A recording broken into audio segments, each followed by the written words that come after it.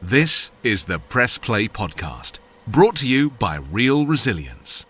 Hello and welcome to Press Play, the podcast from Real Resilience, dedicated to all things tape and tape recorder. Coming up, there'll be a tip or two on tape machines and some news about what we've been up to at Real Resilience. But first, we have our interview guest, Mr. Stuart Blacklock. You may have seen his posts on various Facebook groups. If you haven't, then I urge you to check them out, as you will be amazed, as I was, about his collection of machines. I called up with him a little while back. You see, we don't just throw this podcast together, there is some planning involved. And after seeing those pictures he had posted, I started off asking him the obvious. Just how many machines has he got in his collection? Well, I mean, I've lost count, really. The last time I counted, which was last year, was around about 500 machines. But recently that's increased probably over the 600 marker. Although I do try to shift a lot of the machines on, recently there's been quite a bit of influx of people either leaving them to me or house clearances of people wanting to move the machines on, and they just want somebody to basically take all the headaches away from them, take everything away, and so I get involved in the house clearance side of things. I'll buy up all sorts of machines, majority of which is because there'll be something in there that I particularly like or something that I'd like for my collection. There'll be a lot of things in there I already have, which will be things that I will probably try to move on again to hopefully cover the cost of the stuff I've bought. But at the moment, it's been such an influx of machines. Although there's a majority of machines in that workshop I'd like to keep, there's also a lot of machines of which are duplicates of machines that I really need to sort out and sell them and get rid of them to make space for more machines. Do you collect any particular model or mark of open reel recorder? Yes, I mean, my favourites are the British professional range, and that's really limited to the two big companies, which is Levers Rich and EMI. Both companies were considered to be the only true professional tape recorders from UK manufacturers. You did have the likes of Verograph, Brunel, Vortexian, and other companies which were more considered to be the high-end audio and did see themselves in the professional world, but weren't actually the professional grade of tape recorders. So the Levers Rich family and the EMI family are some of my favourite machines that I like to collect, along with Studers, which I've got a number of Studer machines, which I love the quality of them, I love the sound of them. And then sort of after that, it'd be the likes like the Japanese models like TX. Do you stick, you said, to the professional machines? Do you confine your collection to pro machines, or will you go to the consumer ones as well? Well, I try to limit the collection to mainly either professional or early. And I do have a number of domestic machines, the later style ones, which serve more of a purpose to be able to be used.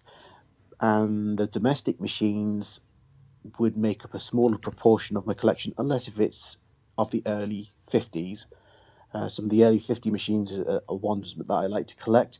Anything pre-50s I'm very keen into, and anything that's got some sort of characteristical history to it, or something that wasn't really very common, I tend to go for. So the market would be flooded with the likes of Philipses and Grundigs and Tandbergs. Although I have these machines, I don't have as many of those as I do, say, for example, professional machines or Ampexes or Scullys or things like that. I also try and limit it so that I don't have any multi-track machines like 4-track. They're all 2-track machines, are they? Majority are mono and stereo, yes. Mm-hmm. Because once you start collecting the multi-track machines, I mean, multi-track machines are large, and I just run out of space very quickly with things like that. I mean, I've already run out of space. Yeah. But 600 machines, that's fantastic. It makes my 9 or 10 I've got seem minuscule by comparison. I mean, when people get into this, call it hobby or business, really, if they're using the machines professionally for sort of in archive transfer or in studios, but we kind of start off and maybe get a basic machine, and then everybody aspires to sort of, let's be honest, the Studer Revoxes, your Telefunkens, your Nagras and your Stellavoxes. You've gone for the British machines, which to me, I mean, I've got one Ferrograph, I've got a 2A, which apart from cleaning the case up, the thing repeatedly fails electrical safety testing, so I'm not really going any further with it at the moment. But My background is the BBC, and I came in the 80s with Studer and Revox, and the BBC used to have Ferros and Levers Rich before that, but they kind of replaced them. So why are you sticking with, or why are you so keen on kind of the ugly child of the reel-to-reel industry? Well, don't get me wrong. I mean, the rest of the machines. I mean, I have Nagras, Stella Voxes. In fact, actually, I've got 4 TD9s, the elusive big format machines, and a SP9, which is their last of their small portables arriving. I do find their machines thoroughly beautiful. If I look at my hi-fi that's in constant use at the moment, for example, I've got a X1000R attached to it, along with a Studer A820 and a Studer C37. So the Levers Riches, although I love them to pieces, I don't use them on a day-to-day basis. The fascination, though, is that it was probably one of the first professional machines I actually got my hands on. I picked up I did a swap with somebody local with a Levers Rich Series C portable stereo machine, and I just loved the design. I loved the big old-fashioned meters, the unusual style plug-and-play electronics, and I started to do research into the company Levers Rich, and I found it thoroughly fascinating. I contacted engineers who told me the stories, the woes and troubles they had in the BBC or other companies. Oh, I had a few. And yes, Yeah. and EMI was exactly the same. I've spoken to ex-engineers in EMI, for example, the big BTR machines. I just love that sort of like giant Land Rover style, early British, bulky, built like a tank machinery. It just sings to me, even though it looks ugly. I can't comment about the BTR machines, and we used to call some of the stuff the BBC used to have 2 Technics SP10 turntables, which they kept in this great wooden, beautifully built wooden cabinet. We used to call it the drinks cabinet. But I remember Maybe bought one last year. Really well. In the cabinet. I remember that it's probably an urban myth, but one of the decisions for the equipment to go into the studios as to whether you could stand on it to change the light bulbs, because I have actually stood on Studer A80s to change light bulbs. You put your feet either side of or on the trolley, not actually on the deck plate. And I'd imagine with those BTR machines, those great big green, sort of battleship green, weren't they? If I remember, I've never seen one in the flesh, but they had these kind of great similar drinks cabinet thing with this lift up lid that you could stand on it either side delicately and get enough height to change the bulbs. But yeah, just fantastic, great lumps of metal, really. Which much as I love Studers and Revoxes, it's aluminium underside. Underneath it looks very nice, well built, but they were like battleships, weren't they? These sort of 1960s machines from the UK manufacturers. Yes, well, I mean, I can actually confirm you can stand on a BTR2. I've had to change a strip light once or twice, and I've had to do exactly that, where I've had to stand on the machine to grab hold of the strip light, and they have got quite a lot of structural strength to them. The BBC liked the machines quite a lot in comparison to the Levers Riches. So much so that the BTR2s were modified. You may or may not have heard of the RD4, which was basically a BTR2 with all the valve electronics removed, and the machine was stereoized with transistorized electronics. The machine's lifespan from the 1952, I think, to the 1970s, 1980s, as stereo was becoming more and more predominant in the studios, they were introducing the transistorized electronics into the older machines, which they deemed, because the mechanics were so good, they deemed it a viable approach to modify the machines to stereo. What they didn't realize at the time was that the design of the tape path introduced a lot of flutter, which wasn't detectable in mono because of the full width tape. But on the stereo, there was all sorts of azimuth issues, which were cured when they brought out the BTR3 and then the subsequent TR90, which was designed to be either mono or stereo. But the original BTR2s were so robust that they tried to carry on using them because they were so expensive, and they were showing very little to no signs of wear. They just workhorses that just went on and on. But sadly, they weren't supposed to be stereo. One question I have to ask is, you obviously you're dealing in valve, you're dealing in transistorized. You mentioned an A820, so you're into effectively early ICs and computer control. Yeah. How did you start in the business? Is this just an enthusiast, or have you got an electronics background, or worked in the audio industry? Well, it is a big I'm basically a big enthusiast. I don't have any history in the audio industry, but basically I worked. I studied in electronic engineering, and my main aim in life was to start working with production of all sorts of bits and pieces. I was working for a small company that was doing precision robotic engineering.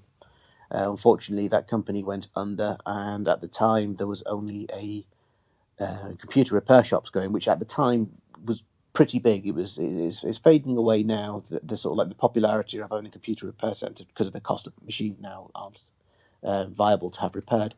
But in between that time, I've been collecting machines ever since day dot, and so I was always interested in the electronic side of things, and so I self-taught myself a lot about the valve equipment because they obviously in modern electronics they don't teach you how a valve works. No, they don't. So that's all self-taught on the valve side of things, and the rest of it, the electronics, was from going to college and studying there, and so my main background is still technical, where I would fix computers or build things involving computers, but my passion was always in the tape recorder side since I was probably around about 10 years old.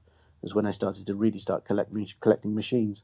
Well, you started at an idea. I remember when I started with my dad's hi-fi and a cassette deck, and I just loved audio and what it could do. But clearly, you jumped straight in feet first there.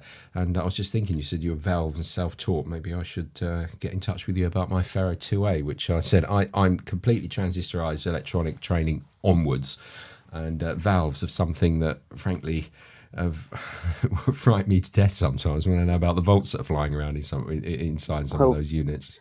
Well, if I was to make a suggestion, the first thing I'd do on your 2A is underneath this main switch there is a 0.1 microfarad capacitor. Yep. Take it out. Really? Try again. Yeah. Okay. The amount of machines I've had when I've turned them on and that thing has blown. Yeah.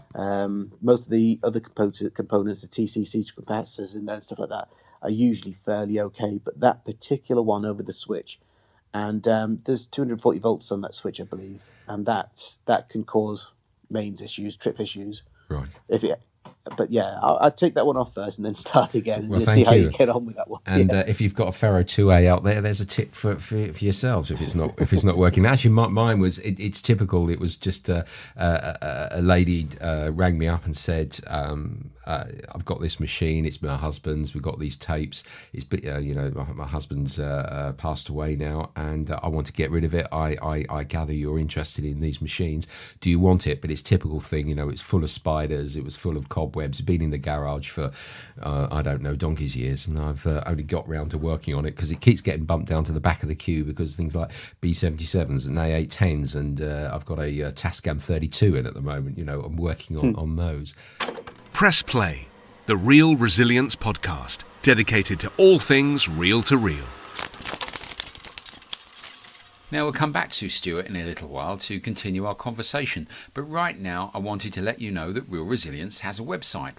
We've got all the other social media stuff too, but the website is where it happens. Now you can find it at www.realresilience.co.uk. That's RELRESILIENCE, that's all one word, spelt realresilience.co.uk. So that's www.realresilience.co.uk. Now on the site you can download free stuff. Just go to the download section. There's a shop, not massively stocked at the moment, but we're getting there. It's got things in there though to help you keep your machine, or in Stuart's case, hundreds of machines running smoothly. And it's got a gallery too, tape machine porn so to speak, showing machines we have worked on and the things about them. So take a look at it at www.realresilience.co.uk. Now, during the first part of our conversation, Stuart mentioned azimuth and the issues that the BBC had when they upgraded some of their machines from mono to stereo. Now, apologies if this is familiar ground to you, but the podcast aims to encompass all tape heads, from the newbie to the experts. And from the posts on some sites I've seen about owners asking what azimuth is and how to adjust it, I thought, well, let's talk about it. Now, azimuth is a name given to the position of the rotational angle of the record and replay heads relative to the tape passing over it. Now, there are 4 head settings: height, wrap, zenith, which right now I'm not going to go into, and of course what we're talking about here, azimuth. Now, if you imagine a cross, say like the one that the Red Cross use on their flag, I'm sure we all know it, and then imagine the horizontal bar of the cross is the tape, and the vertical bar of the cross represents the tape head. This is the ideal setup that the two should be at 90 degrees to each other. So if the head is angled, it will mean the audio signal is not printed onto the tape in a vertical fashion, meaning that there can be a loss of a high frequency or even phase errors. That kind of wishy-washy high frequency sound you sometimes hear, especially noticeable on cassette tapes, for instance. On multitracks with 2-inch wide tapes, azimuth is especially critical, as any change in the head angle will lead to a large phase error between the track at the top, track number 1, and at the bottom of the track number 24. Now, setting the azimuth up requires a line-up tape with an azimuth check frequency tone recorded on it. This is usually 10 or 12 kHz, an oscilloscope, and the appropriate adjustment tool, depending on what machine you have, to alter the azimuth adjustment on the particular head. Record head azimuth is the most critical, as any error will mean that the recorded signals will be laid to the tape with that error. But you must adjust the replay head first. Playing the appropriate track on the line-up tape and adjusting the HF levels to the two waveforms on the scoper at the same amplitude means that you can then adjust the replay head azimuth to bring the two waveforms in phase with each other. Now, once done, using fresh tape, a new tape that you're going to record on, you can record a 10K or 12.5K tone, and monitoring off the replay head, you can adjust the azimuth on the record head in the same way. So that's azimuth and why it's so important to make sure it's right. This is the Press Play Podcast, brought to you by Real Resilience. Now we'll join my interview guest Stuart Blacklock again for part 2 of our conversation. You started, I mean, the collection, when you were 10, you said you started working on them. So how many, if you don't mind me asking that, connect with your age, how many years have you been collecting them? So, well, I mean, I'm 38 now, so that's 28 years. 28 years I've been collecting machines. Yeah. I've had a fair few go through my hands, as in come and go. And, I wouldn't be able to count really how many machines I've had over the years. Yeah. There'll definitely be well over in the thousands. But where do you source all yours from? Because I mean, I have my sources. I find the little free directories are quite good. I've got adverts in there, and I said I'm interested. I've never found the mother load yet. I've never found somebody who said I've got this old Nagra 4 that I don't really want, or got this a beautiful, desirable Studer that really is kicking around, not doing anything. But where do you? I mean, I saw a picture the other day. Was it 11 B77s or are they A77s you had on Facebook you posted? I mean, where do you get that number of machines from in one hit? There was close to 28 A77s, and I think there was 8 B77s. Bit tragic. A friend of mine who also collected, who had a little bit of hoarding issue, he left them all to me in his will. But I also then later on literally the other week, I picked up another A77, which came with a bundle load of other machines. And I tend not to go out. I tend not to seek certain machines like the A77s or the Sony TC377s, because I quite often get them in bundles of machines. For me, finding the machines, I do enjoy spending a lot of time on well-known auction sites looking for things nationally and internationally. Germany is a favourite place to look for some of the more obscure-looking machines. I've purchased machines from as far as New Zealand, America, China. Sometimes the machines find me. I get people contact me saying they've got this machine and they want to know whether or not I'd be interested in it. Some people, sometimes it's word of mouth. Sometimes you just have somebody who wants to sort of sell the machine, but they don't want to sell it on well-known auction sites because they don't want to pay the fees.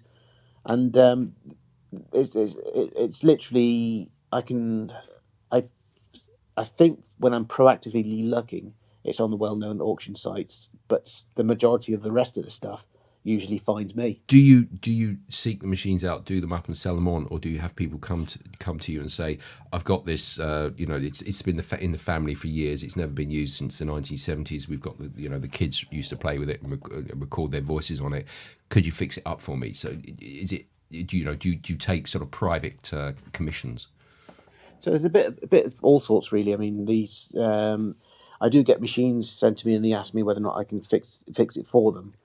I mean, I try to sort of like divide the line between what I actually do as a hobby, because if I ended up starting doing this as a full-time business, it would just kill it for me. So I try and keep it mainly as a hobby. That's why probably I've got so many machines.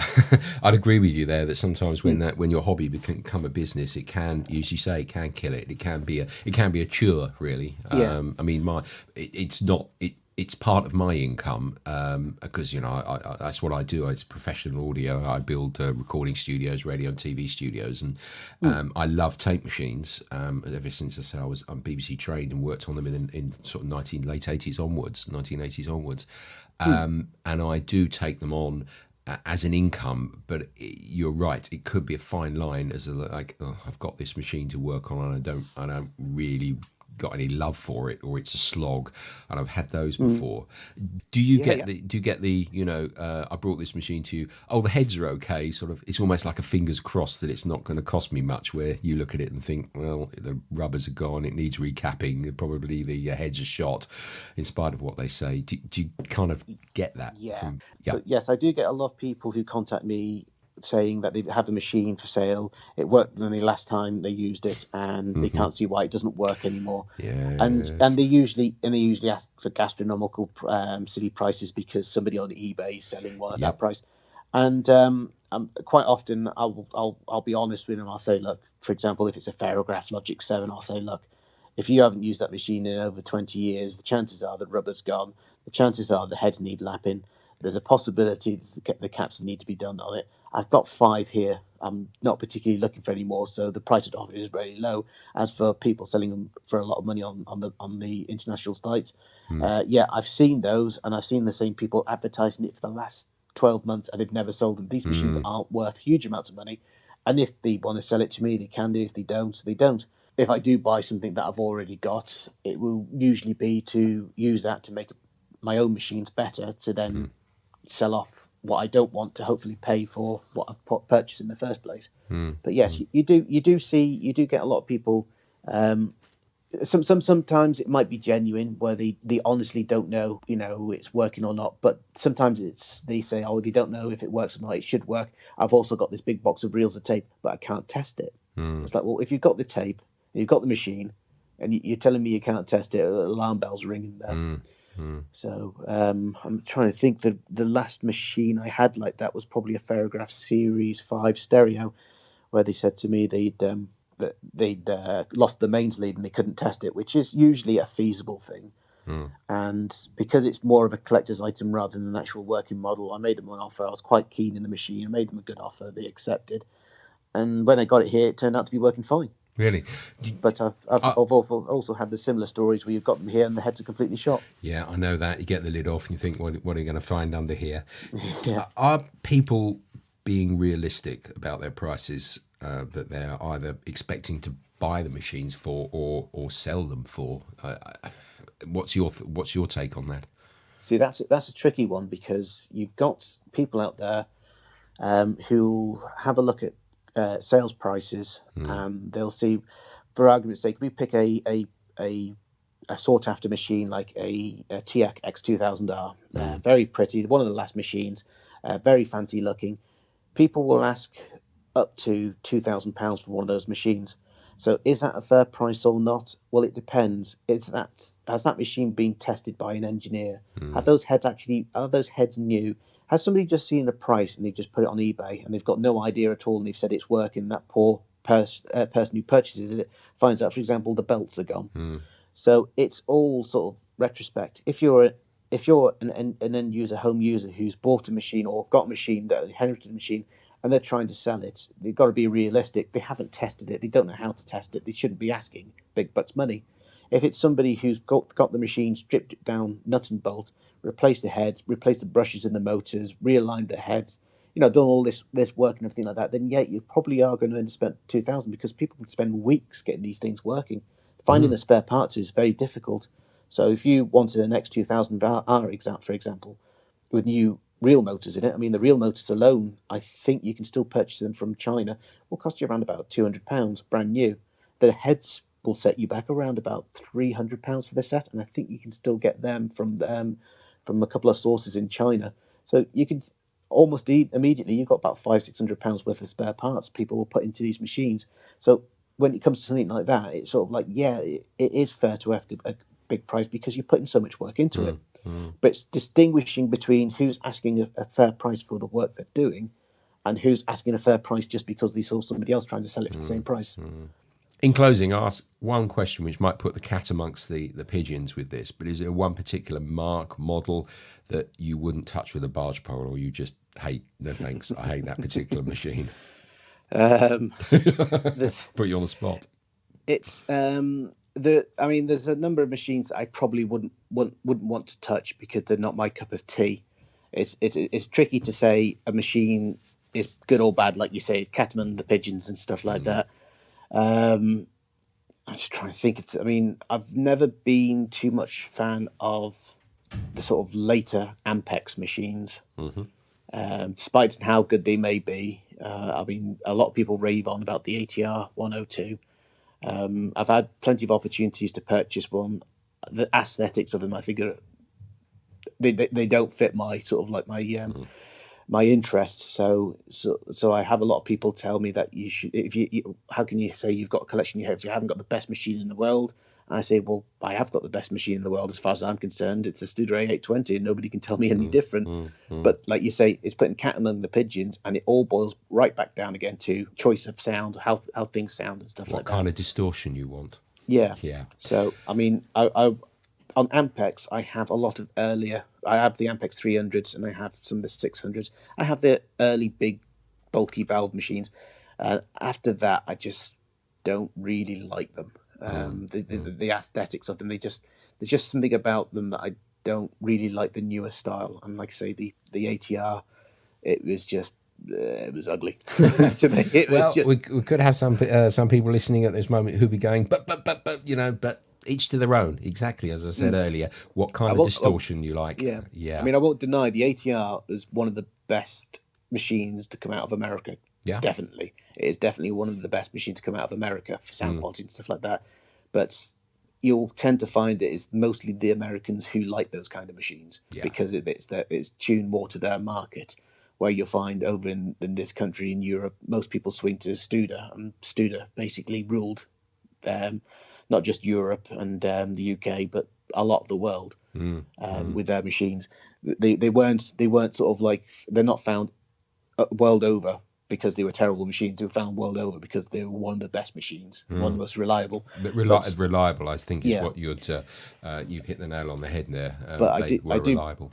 Yeah, I do believe. I've heard comments about this the C37, which is one of my favourite last of the valve machines, not being as good as one of the Ampex, and I can't remember which model number it was. Even Studer himself said that the Ampex sounded better than his C37, and it's like, but the Studer just looks so much nicer. And the Studer's got a light bulb inside as well, so you can see what you're doing. Well, the light bulb was a ballast bulb, which with the EMI RD4 had that as well. Yeah, so I'm joking. I know what it was in there for, for take up of the take up spool. But yes, it was great when you took the front off and put it into play. This light bulb came on. It was you could see what you were doing. Stuart, thank you very much for your time. It's been really enlightening. I mean, I'm completely overwhelmed by the fact you've got 600 machines, and I said even more remarkably is where you managed to store them. And they all run, do they? All these 600, you regularly sort of put some tape on, power them up. They all go. It's all over the place really, because the machines. Don't let that secret out. Yeah.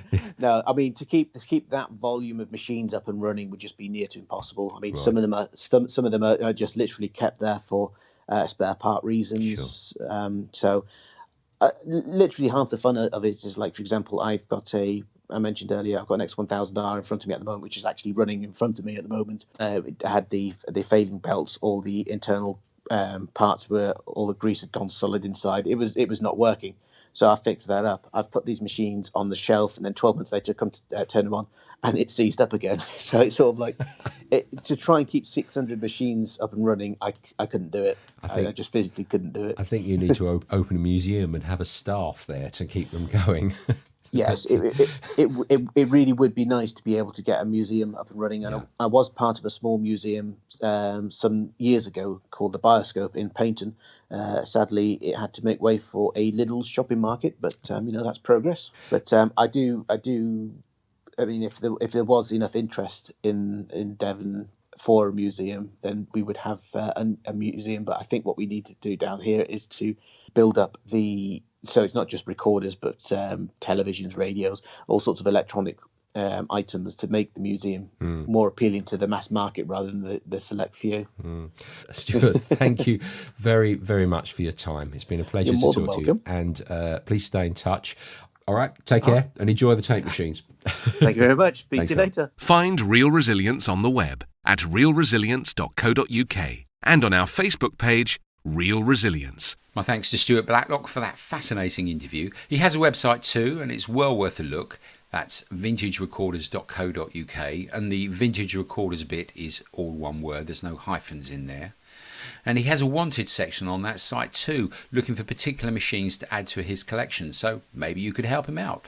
So that's it. Thank you for listening, and until the next time, press play and keep it real. Press Play, the Real Resilience podcast, dedicated to all things real to real.